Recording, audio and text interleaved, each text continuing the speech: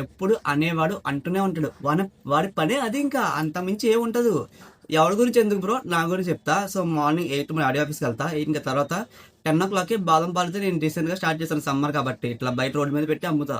So ఇట్లా నేను morning 10 o'clock నుంచి ఇంకా ఆఫ్టర్నూన్ 2 వరకు అమ్ముతా. 2కి మళ్ళీ నేను వచ్చేస్తే మళ్ళీ ఇంటికి 2:30కి నా షిఫ్ట్ ఉంది. సో మళ్ళీ నేను షిఫ్ట్ అయితే చేసుకోవాలి జాబ్. సో ఇట్లా చేస్తా.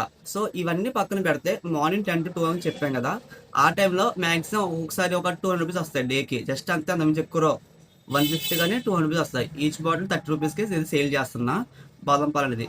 సో ఇక్కడ అసలు మ్యాటర్ ఏంటంటే, ఒక మ్యాక్సిమం నాకైతే ఒక డేకే 200 రూపీస్ వస్తాయి. సో అలా ఎస్టిమేట్ చేసుకుంటే, ఇట్లా మా ఫ్రెండ్ అడిగాడు నీకు ఎంత వస్తాయి రోజుకు అని. నేను ఒక 200 రూపీస్ వస్తాయని చెప్పా. ఇలా 200 చెప్పగానే, అరే ఏంట్రా నువ్వు ఒక్క 4 గంటల నుంచి ఉంటే నీకు వచ్చే వాళ్ళు 200 రూపాయలు ఎంత కష్టపడతావు అంటారు. ఆడికి తెలీదు మనీ వాల్యూ గురించి. ఆ ఒక్క 200 రూపీస్ గురించి నేను ఎంత కష్టపడుతుంటే, సో నాకంటూ అమౌంట్ వస్తున్నాయి. ఇప్పుడు అది ఇంట్లో కానీ ఏదో ఎప్పటికప్పుడు యూజ్ అవుతుంది డెఫినెట్లీ. సో ఇది నా పని నేను ఆలోచిస్తాను. వాళ్ళు ఏమనుకుంటారు, ఈ 200 గురించి ఇంత కష్టపడుతున్నాను ఎందుకు అనుకుంటారు. ఎప్పుడు చెప్తున్నాం కదా, అనే ఉన్నట్లు అంటూనే ఉంటాడు బ్రో. అవి నువ్వు పట్టించుకుంటే ముందుకు వెళ్ళలేవు. ఇంతే. ఈ వీడియో చెప్దాం అనుకున్నా.